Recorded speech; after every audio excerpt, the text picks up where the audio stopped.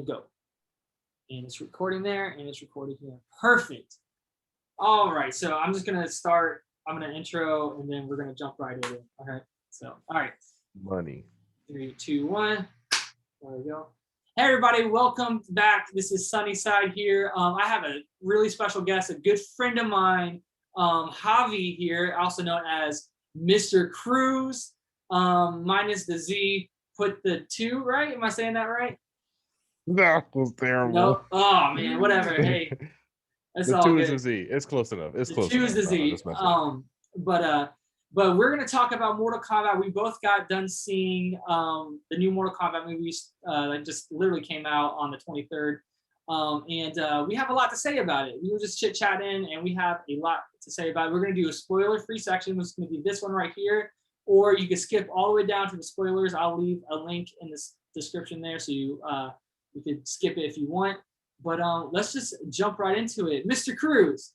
Mortal Yo, Kombat. First, Sunnyside. before we talk about the movie, what does Mortal Kombat mean to you? Dude, well, I mean, I remember playing that. I remember playing the first game on Sega and like accidentally doing I was playing with my older brother, accidentally pulling off the Sub-Zero decapitation Oh wow! fatality on the original one in Sega with the blood and gore, and like we were both shocked and like Right. super stoked about it, um but I mean, dude, since that day, like, been a fan of the series, been a huge fan of the series, all the way up until probably like Deadly Alliance. Yeah. Like, I felt like after Deadly Alliance, the games kind of teetered off for me, and then I Oh like kind of yeah. lost interest until they started like bringing it back with like obviously like Mortal Kombat 10 and 11, Yeah. and then like just the regular Mortal Kombat, like the rebooted Mortal Kombat that came out for like PS3 and Xbox Right. 360. Yeah. Dude, that's awesome. A very similar story to me. I remember though however the first time I played Mortal Kombat was in the arcades. It was the bowling alley. I was so young, and I just remember. I think it might have been Mortal Kombat 2, not the first one, but it was just so much blood and gore. And I was such a kid. I was like, oh my gosh, what is this? But my dad was really, I guess, cool about it. But I remember when we had a Super Nintendo, and when we got it for the Super Nintendo, my brother and I, who were very similar in age, we would play. But as soon as the computer would beat us and started to do a fatality on us, we were so young, we got so scared of it, we would just turn it off and like run away. We can't see this. But ever since then, like very similar to you, we like I mean, for me, I followed the series, the PS2 era, Xbox era Mortal Kombat games did kind of fell off. I did like Armageddon. A lot of people don't like Armageddon because the fatalities aren't there, but I like it Right, because or they had just one fatality. yes, for everybody. Yeah, that was kind of lame, but Big trash. I like creating your own fighter. I guess that was my favorite thing about it. But Mortal Kombat versus DC, I feel like no one really likes to talk about that game. Unfortunately, it's not a bad game. It just wasn't Mortal Kombat, of course. But Yeah. I recently It was more on the injustice, like what injustice would eventually become. Yes, exactly. Yeah, because now there were own games, or I think they were still Midway at the time. I can't remember. But I actually never played MK 2009, the one that came out, the reboot. Yeah. But I did play MKX. I have MKXL and MK11, and they just kind of revived, I guess, the love of Mortal Kombat for me. Because they did a really good job telling a story, or going back or telling a story better than it did before, which honestly kind of leads me into the start of this discussion, the movie. So what did you think about this movie? Like, tell me your thoughts. Tell me what you thought about the movie. Well, I mean, like the bar for Mortal Kombat movies is set pretty low. Like, if we're being honest, like the very first movie, like I remember it. I have very fond memories of it, and I still think even today, like the last time I saw that movie was like maybe 3 years ago. So like even today, there's still a lot of nostalgic value. It's like cheesy, it's campy, but it's like it's fun. Yeah. There's a lot of there's a lot of enjoyment that you can still get from the original. Yes. Annihilation, booty, big trash. But still, like, we know what to expect, or I know what I'm going for when I watch a Mortal Kombat movie. Right. I'm not expecting, a Taken. I'm not expecting Taken. I'm not expecting like Schindler's List and all this other stuff. So I'm just expecting to watch people fight and see some like fatalities and a lot of fan service. Yeah. So expecting an over the top movie, just totally ridiculous. Yeah, same way. So this movie, I guess, like, if you look at it just from that recipe standpoint, like, it has those things. It has fatalities. It has it has fan service. It has a lot of fights. It's still, like, I guess, I don't know, now this movie coming out, like, I don't understand. Not that I don't understand why, like, I understand why, but like, it had all those elements, but it was not as enjoyable as like the original movie was. Right. Yeah. And just to kind of just let the cat out of the bag here, I thought the movie was extremely mediocre at best, just like and coming from a Mortal Kombat fan who really loved the lore. I read some of the comics, not all of them, and they had a lot of I love the cartoons that they did as well, but but like this was just like I have a high expectation when it comes to these kind of movies, because it's like, man, like, I want to know a good story. I want to see them tell the story well. And even if they change a little bit here and there, that's fine. It just has to make sense. But in this movie, the action was good. Fatalities were there as well. They did a lot of fan service, like you said, but I really think they just dropped the ball from a story perspective. Like, in characters were wasted. And that's what disappointed me, because that's why we love Mortal Kombat, mainly because we like to see we like to see violence. Let's be honest, but we love these characters, and we want to see these characters done right. At least how we remember them a little bit. But if I could, just kind of go on that thought here, the story, like, there's a main character, Cole, and he's not this is not a spoiler at all, but like, they try to build up this character to be the guy, right, the main character, and he falls so flat, so stale, almost like, dude, why is this guy even in here? Stale is a good choice of words. That's a real good choice of words. Stale is like the best way that I would describe that character. Yeah, the actor was I'm gonna think Louis Tan. Louis Tan. Louis Tan. Louis Tan. Which, like, him in himself, like, he's not a bad actor, and I don't feel like he did a bad job acting in this movie, but like, just the writing, like the stuff that he was paid, probably a lot of money, the stuff that he was paid to say was horrible, and it was like super terrible. I feel like, and to me, that didn't hit until I got to, like, I was really enjoying the movie. I was like, yo, I'm super hyped for it, all the way up until he meets Sonya. And I know that, like, and again, like, I didn't have a problem with Sonya's character or the woman who was playing her, but it's just like the stuff that they were saying was just like so childish, so like elementary, and it was just one of the things that I don't expect it to be like realistic, but that you moment expect it to be over the top, that's okay, but we're not. You can be over the top and still be good, and not be trapped. So, again, the first movie did it, and like, they were still good, and they still told a really good story.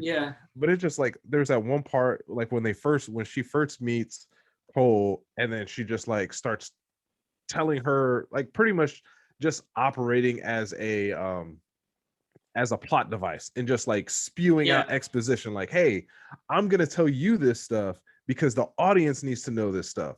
But like, just the way that she tells all of that stuff, like all the information about like Outer World and the tournament, and how Jax got his symbol thing, like, it was just like so childish. And so I want to transition to the spoiler section real fast, and well, and here in a second, because I want to talk through almost like kind of like where the movie started to the movie ended and what went wrong, because there are some things there, like when he met Jax, I just have this thought I want to get out there, but that's going to be in the spoiler section.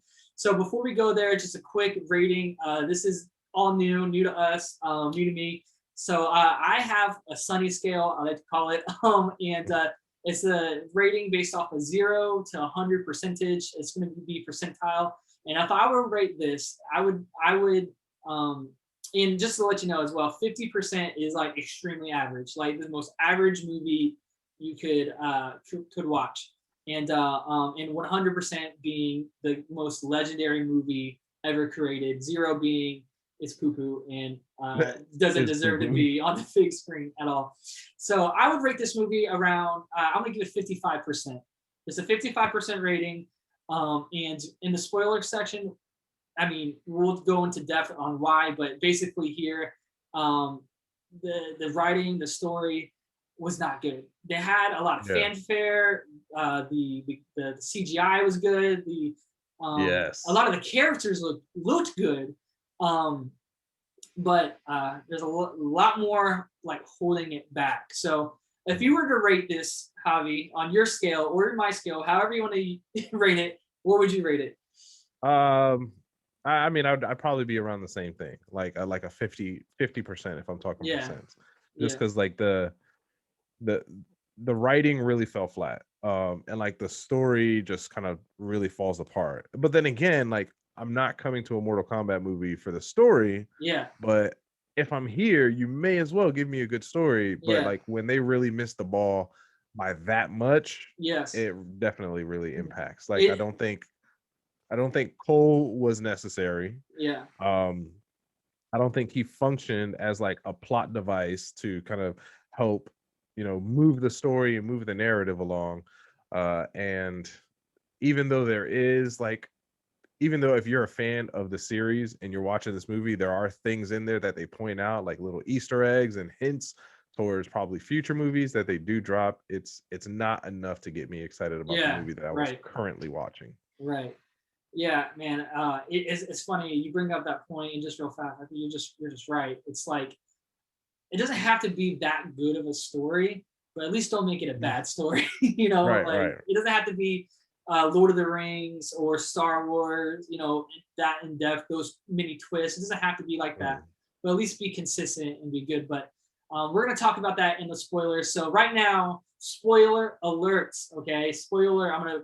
It's going to be right here. Spoiler alert, so everybody can see. Last time, spoiler alert. Let's go ahead and talk almost how the story went and what went wrong, what went right, and why.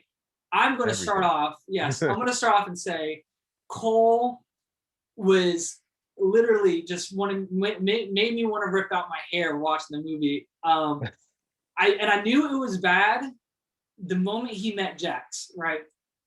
Because I remember the movie, right?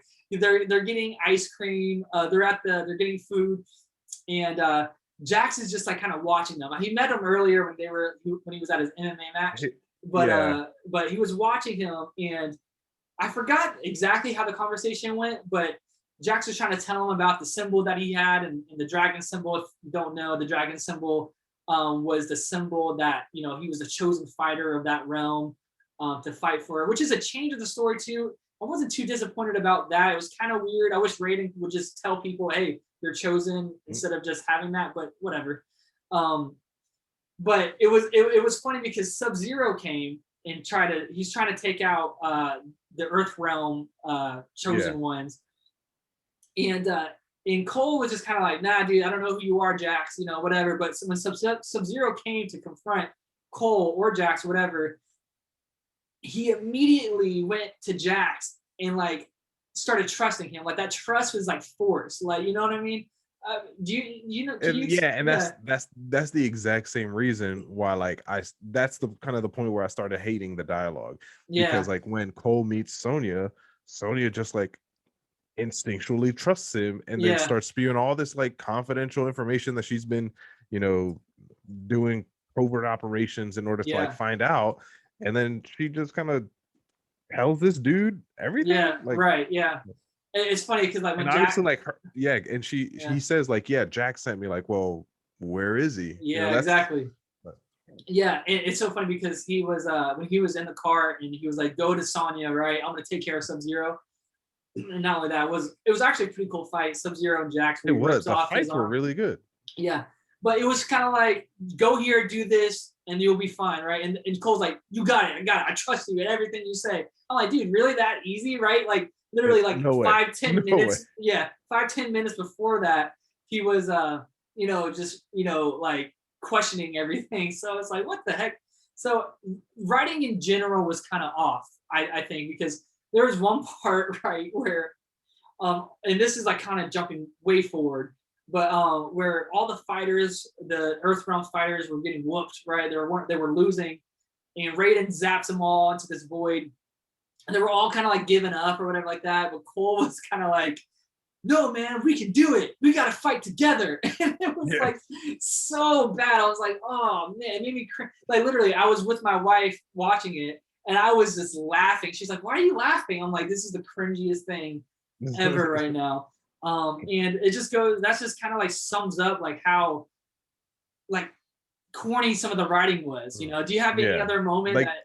yeah, they literally say, like, I would say the only person that made, because they say stuff like that a lot. Like they say fatality, they say Yeah, flawless victory.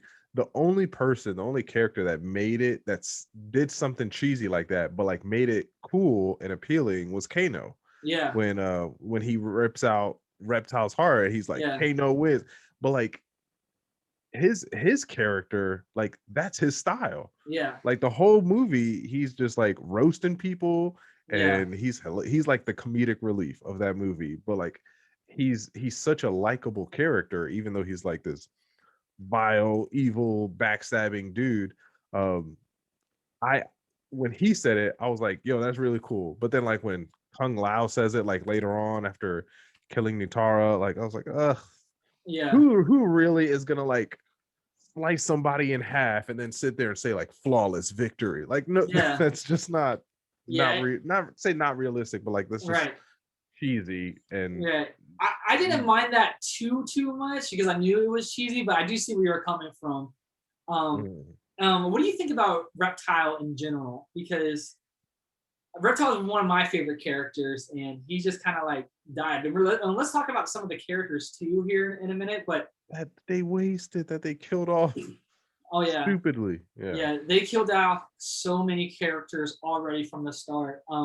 And I get it, Mortal Kombat. You're gonna. I kind of hope to see that, which is not a bad. But there are some characters I was kind of like, wow, what a waste, man. Like you had a good Mhm. character. Reptile bit the dust.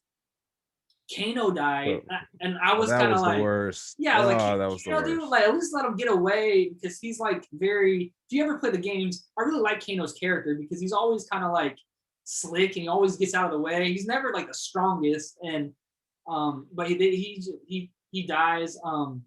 Like, I knew the moment that they were like, all right, when Cole says like to Sonya, like, I need you to go after Kano, like I knew at that moment, like, okay, she's Yeah, gonna go, she's gonna kill right. him, and then she's gonna get the mark so that she can shoot me Oh, in the tournament. and that was another bad writing step. Why didn't she already have the mark in the first place, man? That's like I did not like that didn't do anything to the story for me. Like Hmm. I know she I get wanted to the be. only Yeah, reason was so that she could kill Kano, so that she yeah, could be, you yeah. know, I think they should yeah. have fought, but they both should have had the marking. They should have fought. Kano should have got away because that's how that happens in the games, at least. Hmm. Um, but one of the most disappointing deaths to me. There's two very disappointing deaths. Actually three. Think about it. But one was Kung Lao. Like, Yeah. dude, he's one of my favorites, man. And For Cole, yeah, I know, right? He's like, I'm gonna sacrifice myself, Cole. You get out of here and save me. And Cole's just like, okay, whatever. And Cole's kind of useless. And Shang Tsung, sucks his soul out, and Kung Lao dies like so bad. But Kung Lao had one of two really, really cool moments where his reveal was really cool when he came out of the floor. hmm, I was like, dang, that yeah, was that really, was really so cool. cool. That was really dope. And then when he used his hat and he threw it on the ground and he killed her name was like, is it Nitara or Kitara? Nitara, yeah, and splits her in half, which was really cool. I'm glad they showed that gore, because Nitara is such a like throwaway character. Like I'm fine with that. Um, but they killed off Kung Lao, man. That was so disappointing, because he's one of like the major characters, man. That Right. and and you spend like 10 minutes with him and you really like him. Not only do you like him, but like you like the chemistry yeah, and the history that he has with Liu Kang. yeah, Like they talked about, he's like, yeah, I was raised so like this dude's my brother, and like that was awesome. And then to kind of kill him off was just like right. You you kind of wanted to, you bait it. You want to see more of Kung Lao and Liu Kang together. Um, a disappointing death, a kind of semi-disappointing death, was Melina's death. Like, she, if you know anything about the storyline, right, she plays a cool part of like Outworld Civil War, which is fleshed out in MKX. And like, just like if they went there with the story, that is so cool. That's world building, right? But they just killed her. Sonya shows up, blasts her once, and she's dead. Like, okay, well, whatever. Now, most possibly the death that made me. Oh, you got something to say? Well, all right. So there is that scene. There's that scene that that like Liu Kang and Kung Lao are trying to like train the newbies, saying like, oh, you need to find your arcana, and like that is under like this intense pressure and training that you find like your power, or like your what would be like their special move or whatever. Right. Yeah. And so we really never see that happening with Sonya. So like Sonya kills Kano, comes back, and then like she's already found her arcana versus Arcana, that's the name of it. I forgot. Yeah, Arcana. Versus like, we saw Kano struggle with it, we saw Cole struggle with it, we saw Jack struggle with it, but like Sonya just shows up and kind of like just the reasoning for that was just. And can I say something about the Arcana like plot? I thought that was so dumb, because I mean, like, how, like, you want Liu Kang to really focus his chi to make, those fire blasts. That would be awesome. And I always thought like Sonya and Jax, they're part of special forces, so they had technology on their side to make their powers the way that they were. Same thing with Kano, had technology. No, it's this inner Arcana that came out. I think that's just so lame, man. It's just so lame. I will say, like, when Kano finds his, like when he gets his like laser eye power, like that was really funny. Oh yeah, like, that was pretty cool. Yeah. So Kano was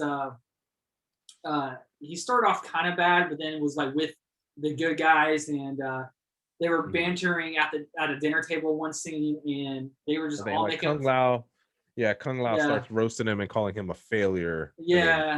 And Kano gets butt hurt. Yeah, and the passion comes out, and he unlocks it. That whole Kano by far was like the person holding it together, but it sucks because that should have been saved, because they make you like Kano, and they make you want Kano to survive and also be a good guy. Like they kind of want you to do that, but we all know Kano is a villain. He's one of the bad guys. Yeah. And it almost feels like that should have been saved for someone else, like maybe Johnny Cage, who wasn't in the movie at all. So, and it's like, what, dude? Like that's the person you use like that. No reason to not have him in there. Right. Unless, all right. So like, and I know I like mentioned this to you previously, like it would be really cool if Mortal Kombat set up something like a DCEU or like a Marvel Cinematic Universe, where like they have all these individual stories and all these individual characters, like all kind of leading up to one big momentous event, or one big, huge movie that they're all kind of like going to come together in. That would be amazing. Yeah. So if they set something up like that with Johnny Cage, like, okay, I can understand, or I can get behind them not including him in this movie, because like, well, Johnny Cage is going to get his own standalone movie. And as we kind of know, like, well, not to like spoil the ending part, but like, they kill Sub-Zero at the end. But like that happens in like the actual story of Mortal Kombat is like Sub-Zero dies and then he comes back to life.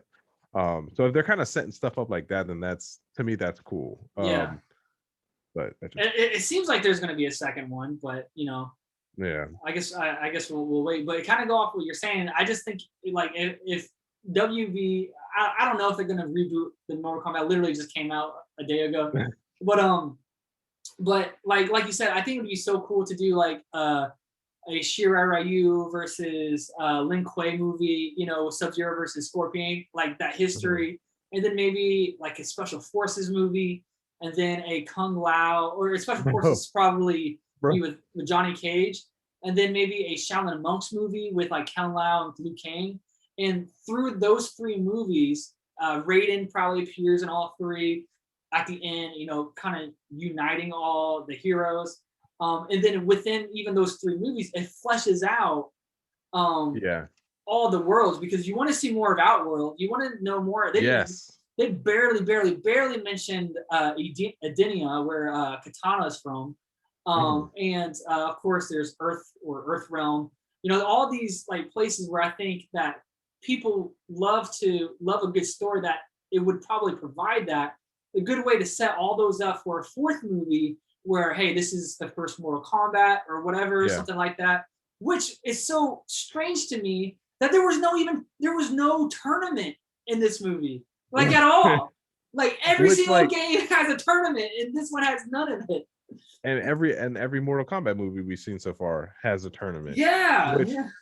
All right, so hold on. Like you said something. Okay, I tweeted this earlier today. Let me see. This was so this was maybe 3 hours ago that I tweeted this. As you were saying that, I said, hear me out. A Mortal Kombat cinematic universe with movies centered around a few characters. For example, the origin of Scorpion and Sub-Zero's clans feud.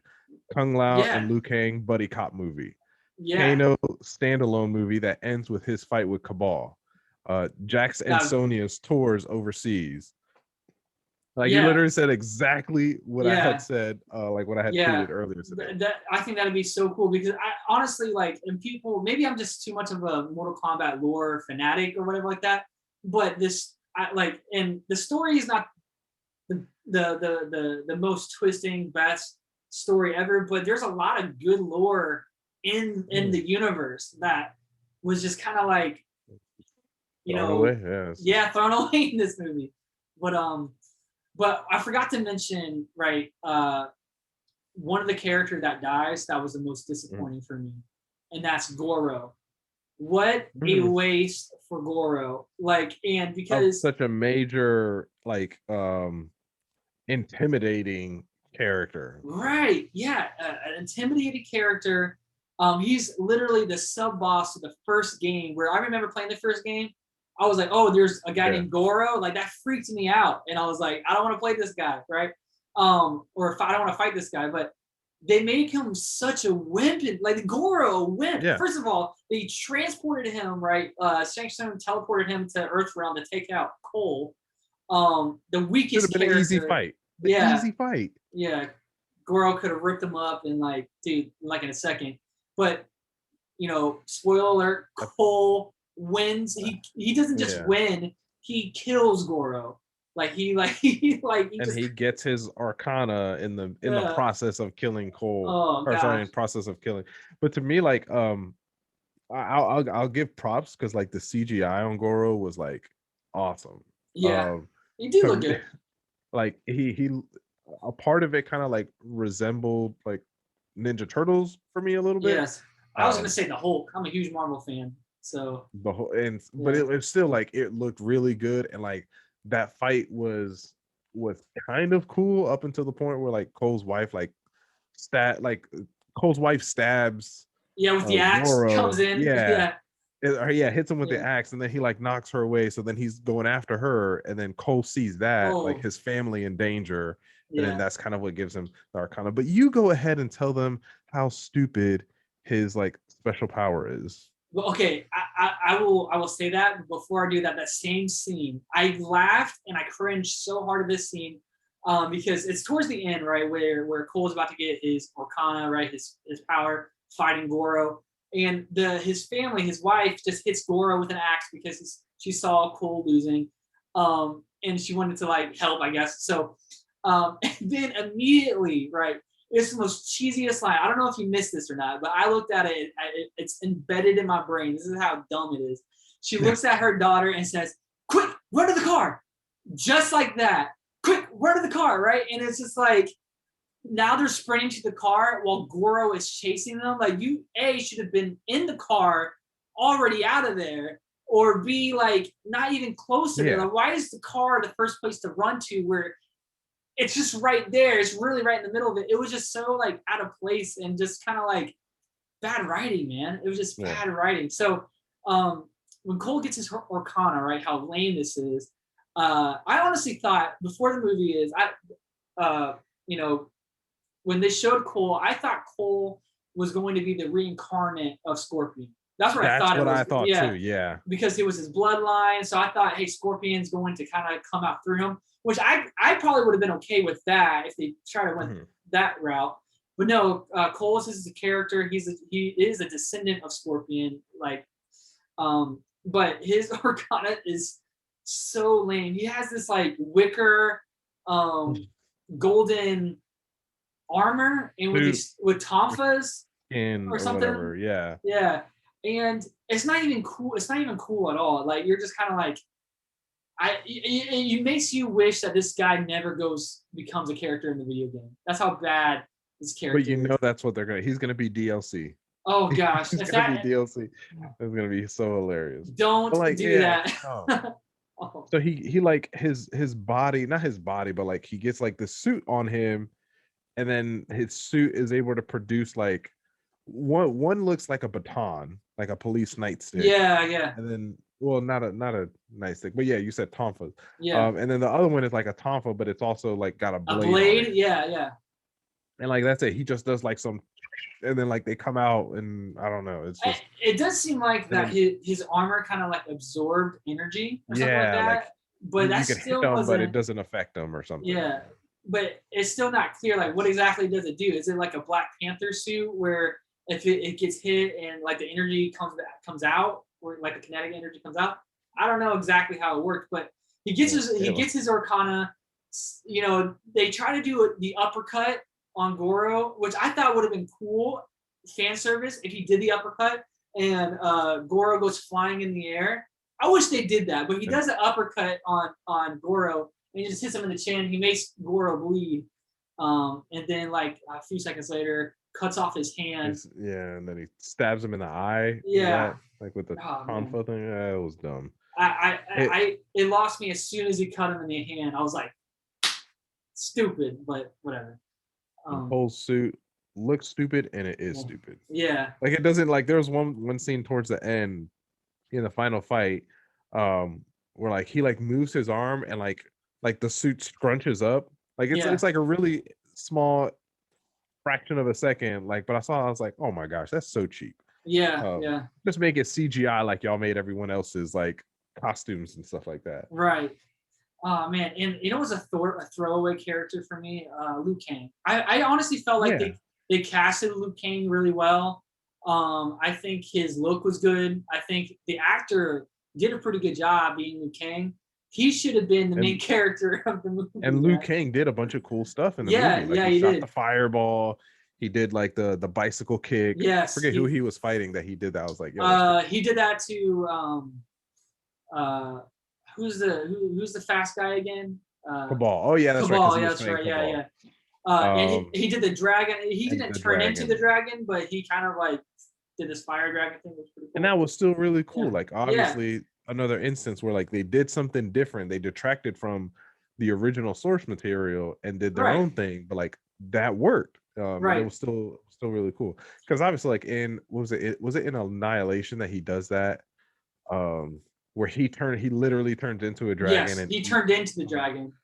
Which and like that CGI was so bad. Oh gosh, that was so janky. Yeah. It took away from like that experience. Do you know what this movie feels like? It feels like it was trying to give you it was trying to appease the fans, but then trying to do its own thing and to try to bring in a new audience. And I forgot where I heard this from, but it's like if you try to please everybody, try to please both crowds, you're gonna please no one. And so that's why I do believe a lot of people are coming out of this movie thinking, oh, that was all right. And other people thinking, oh, that was all right. And that's it. It should have been one or the other. One person should have gone, that sucked. And the other person, no, that was really, really good. Or vice versa. Which I will say that's what I have seen a lot of.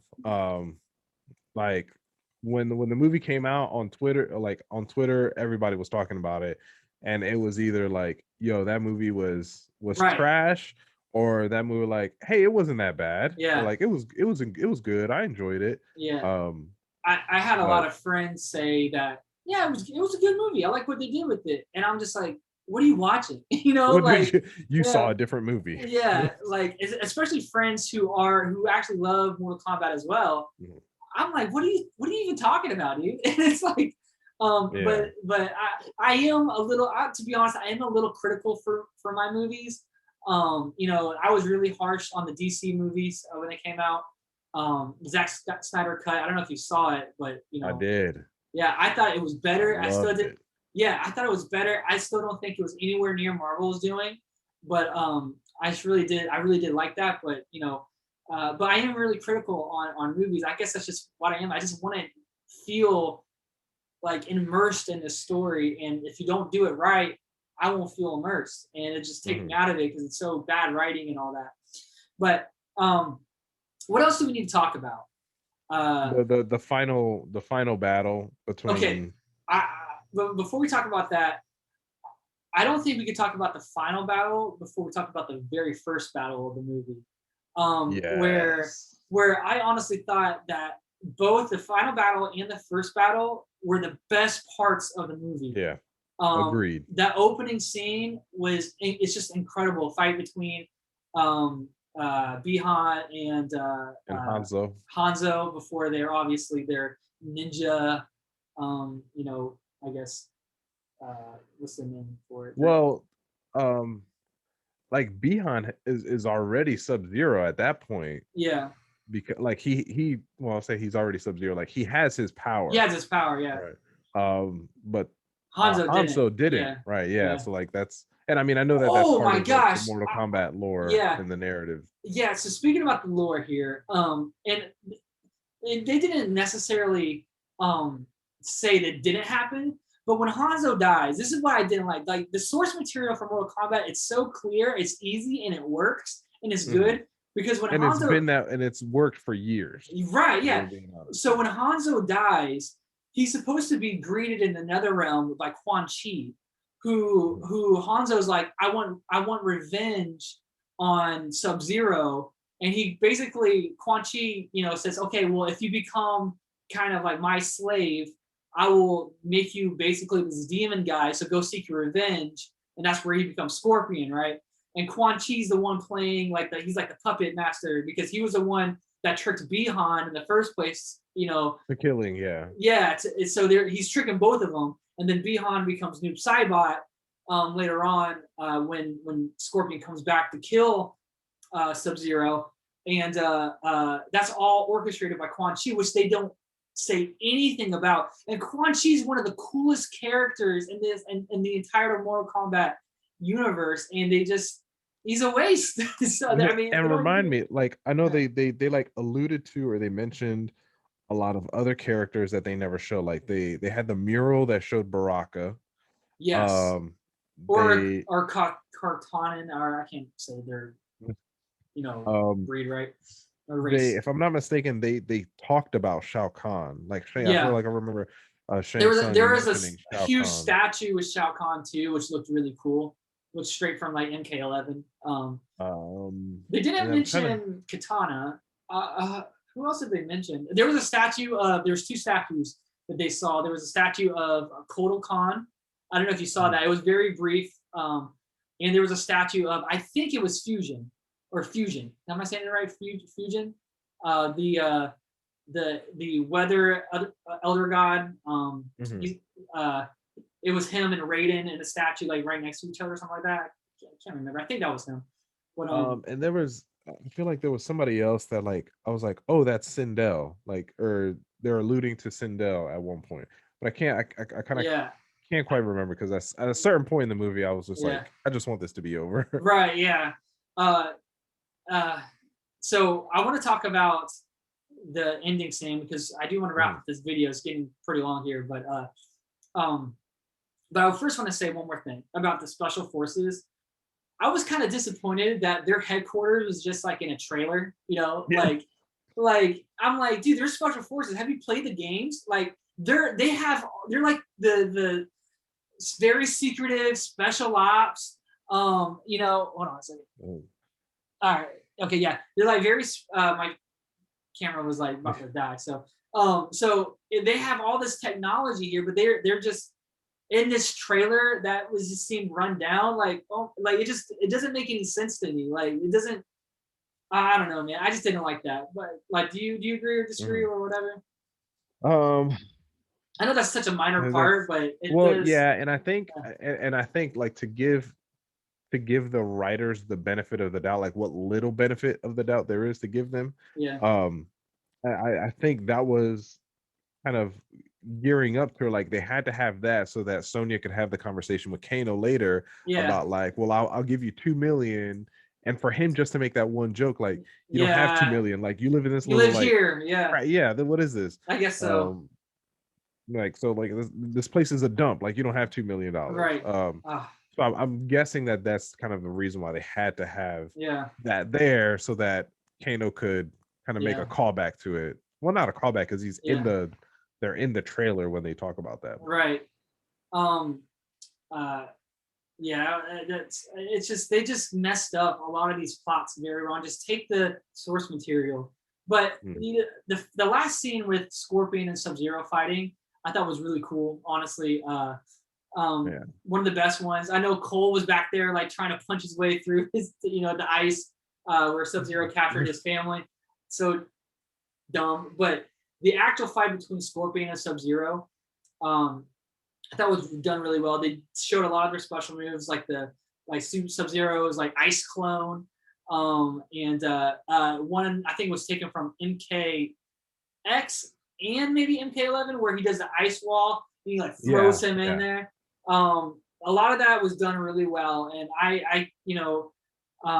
and I also wasn't disappointed when they did Scorpion's fatality, because like he in the games he takes off his skin, right? But I guess it's kind of weird how he does that. So it just looked like he has like rotten teeth. Yeah, like that's all it looked like. That's very true. He killed him with gingivitis. With bad breath, right? But overall, though, the fight was done really well. I honestly was not. I'm not a fan. I wasn't a fan of Sub-Zero's or Scorpion's costumes, like the entire movie. Just personally, I just think that Sub-Zero looked really bulky with his stuff, and Scorpion was like, I don't know. I just didn't like the hood. Maybe I'm just a sucker for the classic ninja look, but right. And so I kind of wonder, because like one of the initial things that I noticed when I first saw the trailer was like, all right, I know the actor that's playing Scorpion, like that guy's really short. So I'm guessing, and I mean I don't know the other guy, the guy who plays Sub-Zero, but like I imagine like he has to also be kind of as short in order to like kind of compare when they're fighting, because like obviously like Sub-Zero isn't towering over Scorpion in the fight scene, so I'm guessing they're kind of around the same height. So I think that just kind of has to do with the fact that they're probably very short actors. I don't know. I'm gonna look it up. Yeah. You might be right on that one. I didn't really think about that, but either way though, I give this movie 55%, man, out of 100. It's just it does little things right, but everything else just is wrong, and it just makes you wish that it was done very wrong. I forgot to mention this. Reiko died. He was the other person that died. And I didn't. Apparently, he's like an actual character. Like I don't really. So Reiko came in Mortal Kombat 4, right? And no one really likes Reiko, But this is where I wish they just looked at the source material, because they actually redeem his character in MKX.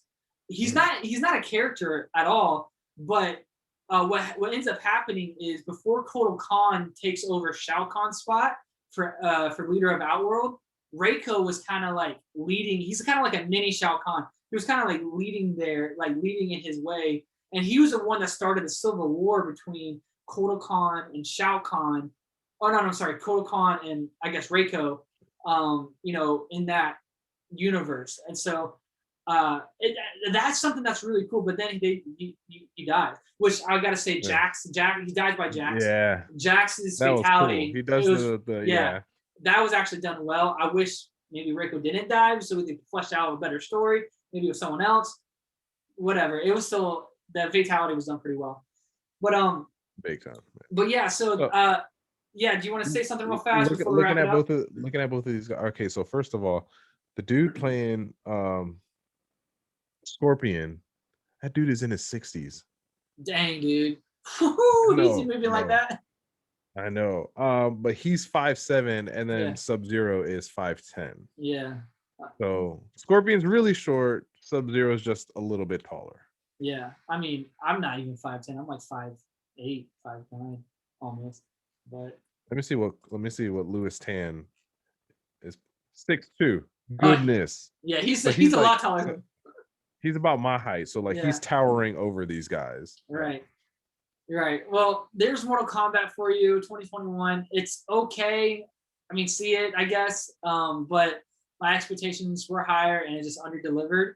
I wanted to do this video. I do have a new video coming out. I'm doing a review on Shaolin Monks for original Xbox. So expect that video coming out, and also maybe another Mortal Kombat video a little bit after that. I'll probably have a special guest there with me as well. Maybe not. We'll see. And you can check out Mr. Cruz on all his handles, Instagram, TikTok, where he's crushing it, and YouTube as well. He does a lot of tutorials and beats and stuff like that. And really, really creative guy. I wish I was as creative as him. That's debatable. That's debatable. But he does really, really good work. But other than that, leave a comment down and below if you liked it or you didn't like it. If you think the review was fair, if it wasn't fair, you know, I need a good movie. I want a good Mortal Kombat movie. It just didn't hit me. It just didn't feel right with me. But other than that, guys, hey, we love you. And we're taking off. So that's it. So take care, peace out, and we'll see you next time. That's where I'm going to stop.